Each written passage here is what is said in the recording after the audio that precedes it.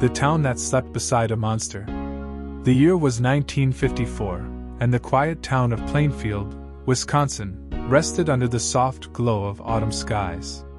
Barely 800 residents called it home, farmers, shopkeepers, and families who trusted their neighbors and kept their doors unlocked. To them, Plainfield wasn't just a town. It was a world untouched by evil. By early evening, the streets emptied. Only the faint hum of the tavern radio echoed through the cold air. Inside Mary Hogan's tavern, the scent of whiskey and old wood filled the room. Mary, a tough, outspoken woman from Chicago, wiped down her counter, preparing to close for the night. She had a laugh that filled the bar and a sharp wit that could humble any drunk who crossed the line. Only one man remained seated at the far end of the bar, quiet, expressionless, sipping black coffee from a chipped mug. His name was Ed Gain, a local handyman who everyone in town knew by sight. He was small, soft-spoken, and odd in a way people pitied more than feared. "You've had enough coffee, Ed?" Mary asked with a teasing grin. He nodded faintly, eyes never leaving her face. Outside, the wind howled across the fields.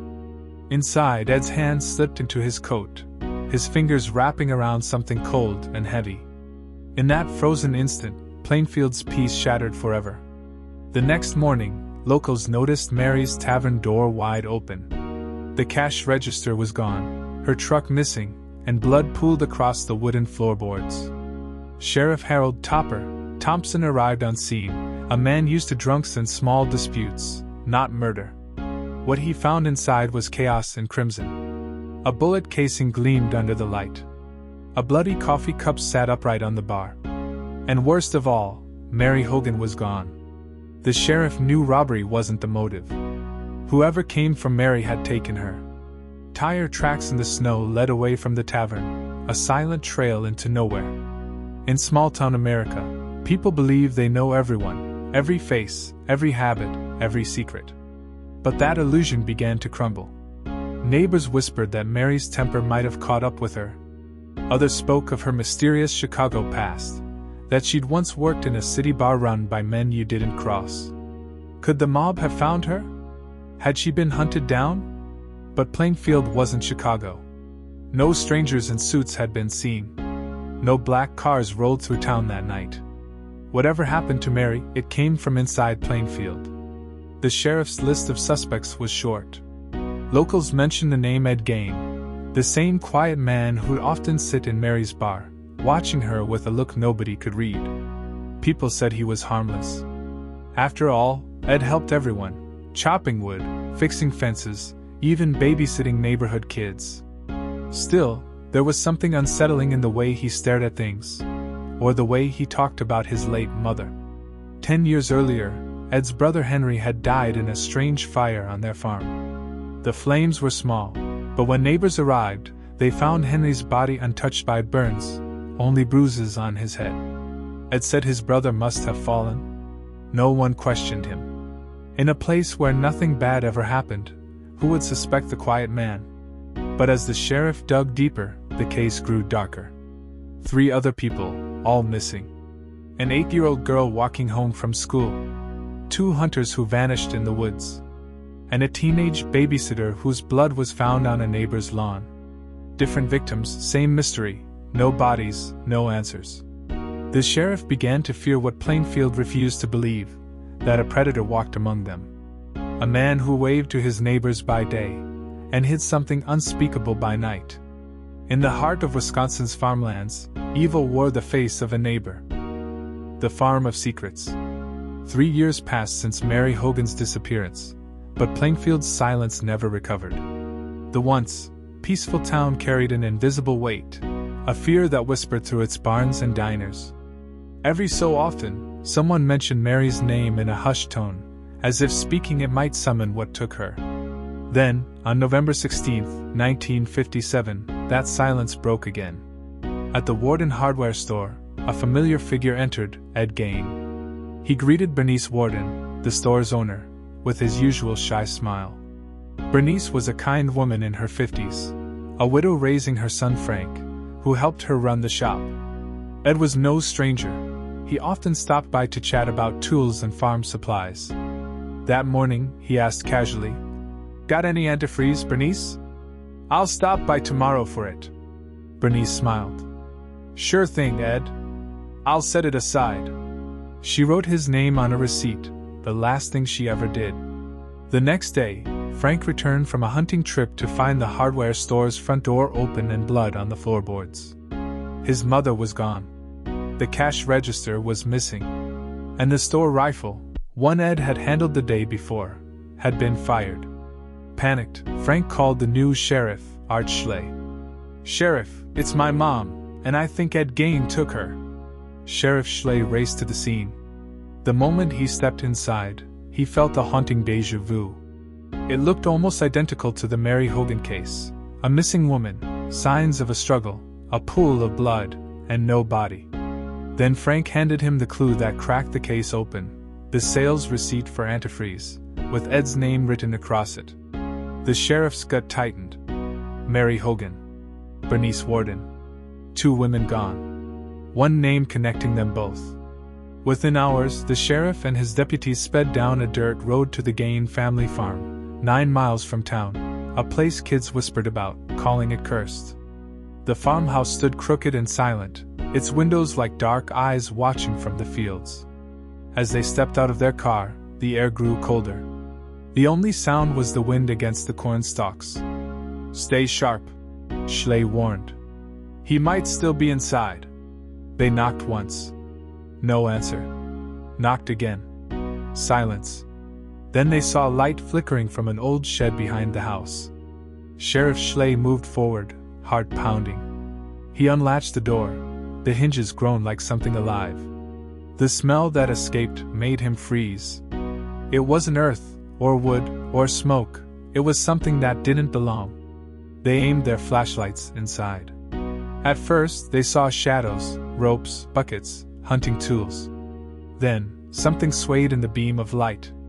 Something hanging. The sheriff stumbled back, his breath catching. What he saw in that moment changed crime history forever. There, in that cold shed, was Bernice Warden. Her lifeless body hung from the rafters, arranged with a hunter's precision, a vision so horrifying that officers fled the shed in shock. It was clear, whoever did this wasn't human in mind or mercy. When they returned, they searched the house. The deeper they went, the more the truth unfolded, and with it, the legend of a man who lived in darkness. Every step revealed something worse than the last. Furniture made of human skin, boxes filled with bones, and a mask, carefully crafted, that bore the face of Mary Hogan. The farmhouse wasn't a home. It was a tomb built by its owner's hands. The sheriff realized they weren't dealing with an ordinary killer. This was something far beyond comprehension, a man who blurred the line between life and death, the sane and the damned. When deputies found Ed walking calmly near his property, they arrested him without struggle. He spoke softly, as if nothing had happened. "You hear about Mrs. Warden?" he said. And then, almost like a confession to himself, he whispered, "She's in the shed." The monster Plainfield feared had finally been caught, not a shadowy stranger, but the quiet handyman everyone trusted. As the news spread, cameras and reporters flooded the town. Plainfield, once known for its church picnics and corn festivals, became known for something else entirely: the home of Ed Gain, the man who inspired the word psycho. But the question still lingered in everyone's mind. Why did he do it? And what dark obsession drove him to turn human lives into lifeless trophies? The shocking, cinematic conclusion to your viral YouTube true crime story. America's actual horror tale. This final chapter is written with documentary pacing, emotional suspense, and vivid atmosphere, ideal for voiceover narration, background scoring, and visual storytelling. Fully compliant with YouTube's community guidelines, descriptive but not graphic. Chapter 3: The Monster Behind the Mirror. When word spread that Ed Gain had been captured, the people of Plainfield didn't believe it. How could it be him, the quiet, soft-spoken man who fixed fences, shoveled snow, and helped with errands? To them, Ed was odd, yes, but harmless. Not a monster. Not someone capable of what the sheriff's deputies described that night. But the truth hiding inside that farmhouse was darker than any nightmare. The Gain property stretched across 95 acres of frozen farmland. When investigators entered the main house, their flashlights caught the flicker of chaos. Piles of old magazines, broken furniture, rotting food, and something worse, things that weren't meant to exist. The house smelled of decay, but beneath it was something stranger, an almost ritual stillness, as if the walls themselves were holding their breath. In the kitchen, deputies uncovered objects that defied comprehension. Items made not from wood or leather, but from human remains. A chair frame covered in tanned hide. A lampshade that seemed to bear the outline of skin. Masks that looked almost human, too human. Then, under a burlap sack, the sheriff found something that made him step back in horror. The preserved face of Mary Hogan, turned into a mask. Suddenly, the mystery of the missing women had an answer, and it was worse than anyone imagined. As detectives pieced together the evidence, Ed Gaines sat calmly in his cell, mumbling to himself, never raising his voice, never denying what they found. When asked why, his answers came in fragments, disjointed, like someone half lost in another world. He spoke of his mother, Augusta, the woman who ruled his life with a cold iron will. To Ed, she was a saint, pure, holy, and above the sins of women. When she died, his world collapsed. The farmhouse became her shrine, sealed rooms filled with her untouched belongings, frozen in time. Everywhere else in the house, madness grew like mold. Investigators soon discovered what Ed had been doing in the years after his mother's death. Under cover of darkness, he roamed the local cemeteries, digging up graves of middle-aged women who reminded him of Augusta. He didn't seek money or jewelry. He sought them, their forms, their skin, their identity. He wanted to bring his mother back, not through prayer, but through imitation. What they uncovered next explained everything. In a cluttered back room, they found a full-body garment, a suit, stitched together from human flesh. Ed confessed he would wear it, hoping to become his mother. He wasn't trying to kill for pleasure. He was trying to resurrect a ghost. Psychologists later described it as psychotic transference, the collapse of self under delusion. But to the world, it was something simpler, evil. When questioned about Bernice Worden, Ed gave a chillingly casual answer. He claimed her death was an accident. He said he fainted at the sight of blood and didn't remember what happened next. But his home told another story, of obsession, ritual, and insanity.